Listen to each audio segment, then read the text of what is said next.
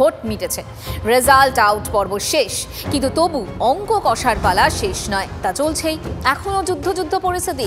দিল্লি যাকে বলে রাজনৈতিক তাপ প্রবাহে রীতিমতো কাবু। সবটাই এখন নাম্বারস গেম, কারণ একক সংখ্যাগরিষ্ঠতা তো কারোর হাতেই নেই। জোটই শেষ কথা, অর্থাৎ কিনা শরিকি রাজনীতি, জোট রাজনীতি।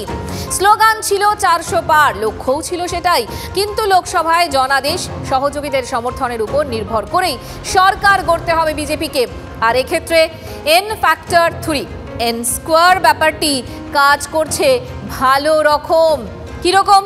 এন স্কোয়ার মানে সহজ, একদিকে নীতিশ, আরেকদিকে নাইডু। তাদের সমর্থনিত ভিত আগামী এনডিএ সরকারের। 10 বছর সরকার চালানোর পর এই প্রথমবার শরিকদের সমর্থন ছাড়া এগোনোর একেবারেই উপায় নেই বিজেপির সামনে। সূত্রের খবর, চরম দর কষাকষির জন্য ইতিমধ্যেই তৈরি হয়ে দিল্লি পৌঁছেছেন দুই শরিক নেতা নীতিশ কুমার আর চন্দ্রবাবু নাইডু। চাপ নিঃসন্দেহে বাড়ছে, বিজেপির ওপর চাপ বাড়ছে। ওই যে শুরুতেই বললাম, অঙ্ক কষা চলছে, রাজনৈতিক লাভ ক্ষতির অঙ্ক। সমীকরণ কখন কোন তালে বদলে যায় তা বোঝা দুষ্কর। Experience, I have seen so many political changes in this country. We are in NDA. I am going for NDA meeting. In course of time, anything will report to you.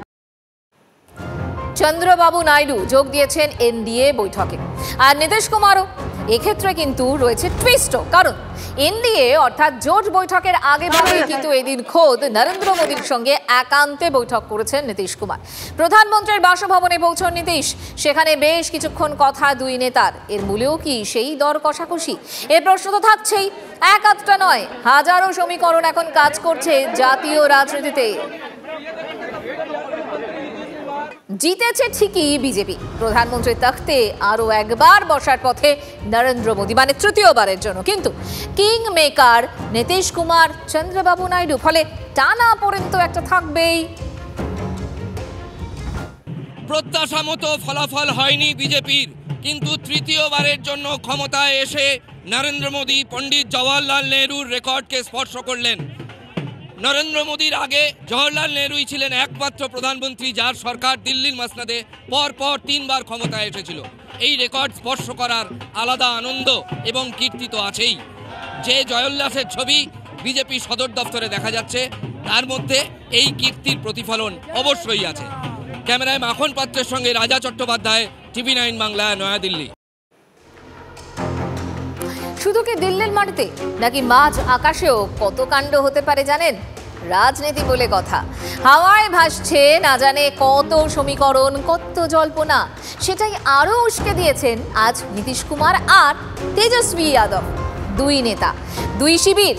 নীতিশের ঠিকানা এখন এনডিএ, আর লালু পুত্র তেজস্বী India শিবিরের শরিক। কিন্তু তাহলে কি হবে? আজ এত গুরুত্বপূর্ণ দিনে তারা যখন দিল্লির পথে হঠাৎ সামনে আসে, একই বিমানে পাটনা থেকে দিল্লির উদ্দেশ্যে রওনা হয়েছেন বিহারের মুখ্যমন্ত্রী নীতিশ এবং বিরোধী দলনেতা তেজস্বী যাদব। এবং নীতিশের ঠিক পিছনের আসনেই বসেন আরজেডি নেতা। এর জেরে তুঙ্গে রাজনৈতিক জল্পনা, কানাঘুষোও বাড়ছে। এনডিএর হাত ছেড়ে কি তাহলে আবার বিরোধীদের ইন্ডিয়া জোটের গাড়িতে সওয়ার নীতিশ? প্রশ্ন তো উঠবেই, যা আরও উস্কে দেওয়ার সুযোগ ছাড়েননি তেজস্বী।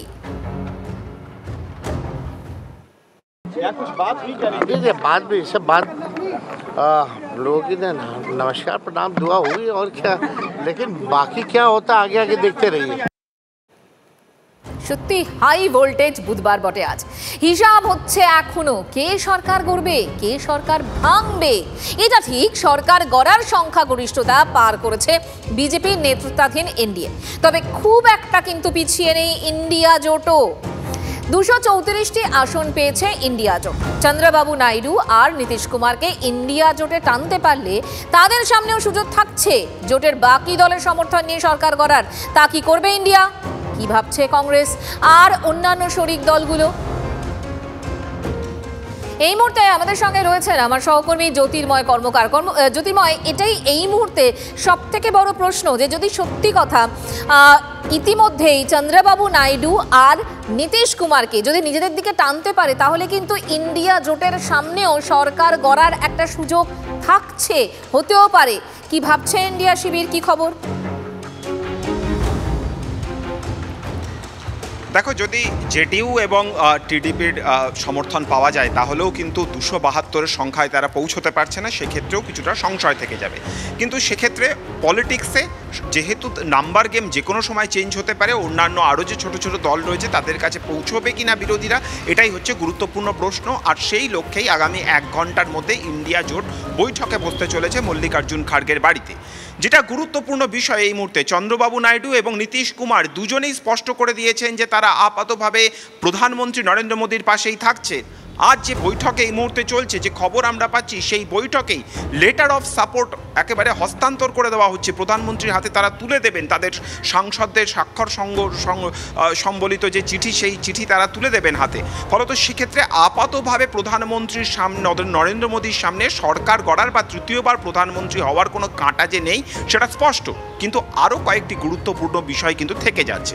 যদি বিরোধীরা সরকার গঠন করতে না পারে, তাহলে তাদের নেক্সট কোর্স অফ অ্যাকশন কী হবে, কিভাবে চলবে তারা, তাদের পদক্ষেপ কি হবে, সেই বিষয়গুলো এক্ষেত্রে অত্যন্ত গুরুত্বপূর্ণ বিষয়।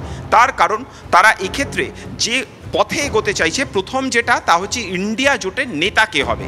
এতদিন পর্যন্ত আমরা জানি যে যেহেতু কংগ্রেস তারা অফিসিয়ালি প্রধান বিরোধী দল হওয়ার জন্য যে নাম্বারটা প্রয়োজন সে নাম্বার তাদের ছিল না, সেই জন্য কংগ্রেসের লোকসভা দলনেতা বলা হতো, তারা অফিসিয়ালি অপোজিশন লিডারের মর্যাদা কিন্তু কংগ্রেস পায়নি।